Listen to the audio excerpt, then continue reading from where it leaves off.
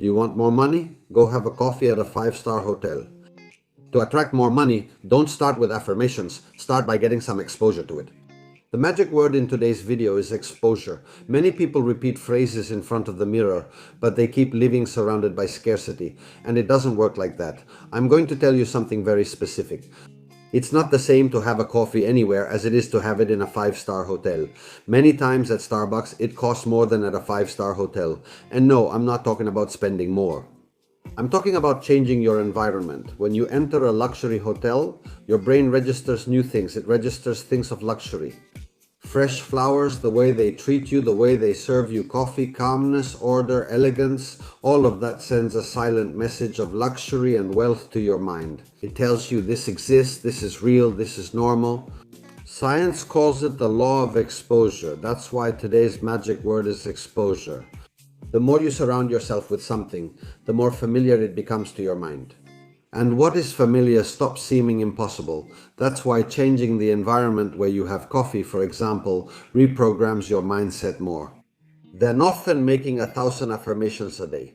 Just viewing luxury photos on Instagram isn't enough. You have to feel what abundance feels like, how it feels to walk in those places, how it feels to breathe, how it feels to live. When you normalize abundance and wealth, you stop chasing it and start attracting it.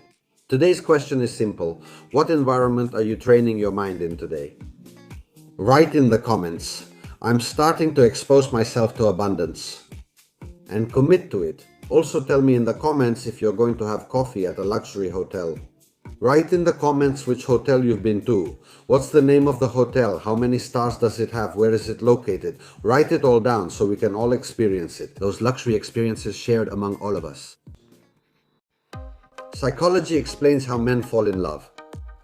If you've ever wondered why he seemed so interested and then suddenly cooled off, well, it has nothing to do with you doing anything wrong. It's just that men don't fall in love the way you think.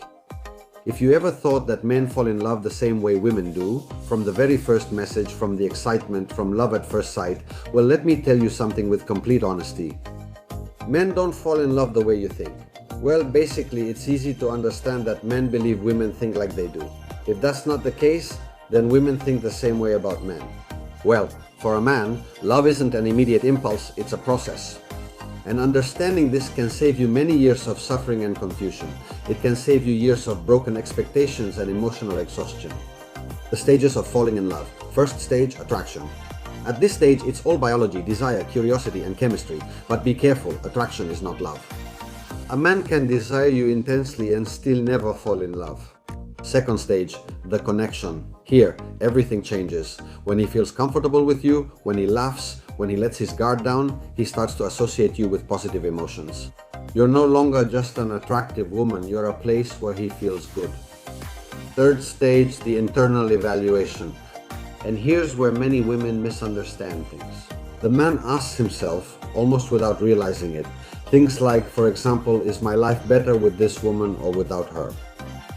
So if he feels peace, alignment, and freedom, he moves forward. If he feels pressure, demands, or fear of losing himself, he stops. Fourth stage, the decision. When a man truly falls in love, he doesn't hesitate. Not because you're perfect, but because the relationship makes sense to him. The big secret is this. Men don't fall in love because of intensity, they fall in love because of meaning, and it usually takes them longer to fall in love than women.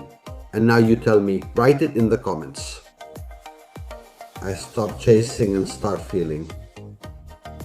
Both men and women, when we are more centered, we will connect better from a place of love. How do you know if you attract someone? There is something that almost no one explains to you about attraction, and that is that the body always speaks before words. In fact, the body often says what words do not. You can deceive with what you say, but not with what you do without realizing it. Attracting someone doesn't always start with a nice phrase, though that can happen too. It's an automatic change in their behavior. First sign, their body turns toward you. They don't turn, move, or protect themselves. Their torso, feet, and attention stay directed at you. Everything points in your direction. That's real interest. Second sign, their gaze keeps coming back. It's not a long fixed stare all the time. It's that unconscious gesture of looking at you, looking away, and then looking back at you. That's called focused attention, and it appears when there's attraction. Third sign, micro gestures of openness. Redder lips, deeper breathing, small adjustments to the hair, clothes, posture. She keeps adjusting her appearance. She keeps signaling it with all these gestures. Fourth sign, and this is the key one. He feels heard when he's with you, meaning that when someone feels attracted, they talk more, open up more, stay longer than they thought, because attraction isn't just physical, it's very, very emotional. Here's something very important. You don't attract by trying to impress, you attract when you're present, when you truly listen. When you're not in a hurry, when you don't force anything. The most powerful seduction isn't the perfect posture, it's the calmness of someone who doesn't need to prove anything. If you want to know if you attract someone, don't look at what they say, watch how they behave when they're there. Watch their body language, not their words. Write to me in the comments. Attraction can't be forced, because attraction is created. And if you like this message, share it with others, give it a like and subscribe. I'm 66 years old. If you're between 30 and 50 years old, listen to me carefully. There's something I need to tell you before time teaches you the hard way. When I was between 30 and 40 years old, I did everything right. Work, follow through, move forward, organize, plan, list, goals, responsibilities, obligations. From the outside, everything looked like a proper life.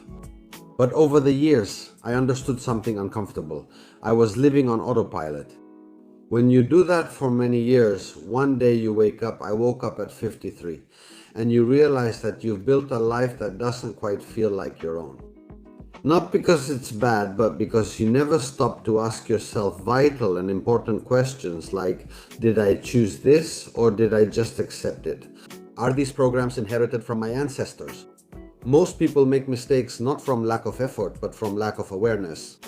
We get so busy surviving that we don't check if we're heading in the right direction. And here comes the second big lesson. Your identity is more important than your goals. You can achieve goals, but if you remain the same person inside, you'll end up back where you started. You'll repeat the same cycle. True change happens when you ask yourself, who am I being? Not just what do I want to achieve? And now the third truth, the most delicate one. Time doesn't run out all at once. Time slips away from you little by little while you keep putting everything off for later. Right now it's not too late, it never is. But it is too late to keep postponing what matters. You don't need a new life. You need to live. You need decisions that align with who you want to be. Write it down below and read it calmly. Today I choose to live consciously and not on autopilot. Give your brain a name. The psychological trick that silences your mind in seconds. It's very effective and it's very nice. You're going to love it. So today I'm going to tell you in this video about a mental hack that modern psychologists use and that can completely change your inner dialogue. You already know that the quality of your inner dialogue determines your life. And this hack is to give your brain a name. Yes, give it a proper name. Because that voice that criticizes you, that scares you, that tells you you can't, you're going to fail, you'd better not put yourself out there. That voice is not you. That voice is just your mind trying to protect you, but many times it exaggerates and dramatizes a lot. In psychology, this is called cognitive diffusion, and it's used to create distance between you and your thoughts. When you believe everything your mind tells you, you're losing power. But when you do what I'm going to tell you today in this video, something changes. The next time a negative thought comes up, you've given it a name. For example, choose Antonio and say, "Thanks Antonio, I've heard your opinion, but I'm not interested." Or, "Relax Fernando, there's no need to dramatize." By giving it a name, you stop identifying with the voice. And what does this do? It lowers anxiety, you take action, it activates your rational side, you regain emotional control. You distance yourself from the self-sabotaging thought. You don't fight the thought, you don't argue with it, you observe it and let it pass, saying to Antonio, or if it's a woman's name, Felisa or Mariquilla or whatever, you are not your mind, but the one who listens to it. Keep that very much in mind. And now tell me, what will you name your mind or brain? Share it in the comments so we can all see the original names you come up with. And start today to distance yourself from your self-sabotage. Also write in the comments, Cristobal transforms my doubts and my life into certainty and wealth. Also write in the comments, Cristobal transforms my doubts into certainty and wealth. Hit follow, hit like, and really enjoy life. The secret so that nothing anyone says to you affects you. You will be unbreakable. Has a criticism ever ruined your day or even ruined your week? That moment when someone says something and without realizing it, you take it in, you swallow it. Today that ends, because the problem isn't what they say. It's what you do with what they've told you. The Stoics understood this over 2,000 years ago. Philosophers like Epictetus taught something powerful. And he said the following, it's not what happens to you that affects you, it's how you interpret it. And here is the key that makes you unbreakable. You can't control other people's opinions. Why do you give power to other people's opinions? Think about what the Stoics used to say. If someone says the sky is green, you get angry. No, why don't you get angry? Because you know that's not true. Well, the effect that criticism has on you works the same way. They're perceptions, but they're not realities. Now I'm going to give you 3 Stoic tools that can change your life. Point number 1, the Stoic idea of the inner citadel. Imagine a place within you that no one can access without your permission. And every criticism is like an object thrown at you. But you decide something important, something key. You decide whether to catch it or let it drop. If you don't catch it, it's not yours. Point number 2, the truth filter. Marcus Aurelius used to say, if they show me, if they prove to me that I'm wrong, I will gladly change. So ask yourself, is there anything useful in this criticism?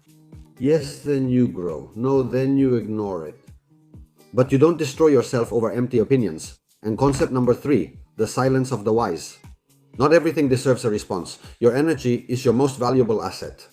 Every time you argue, justify yourself, or get hooked, you're losing power. The wise man doesn't react. The wise man observes and chooses. And now comes the most important part.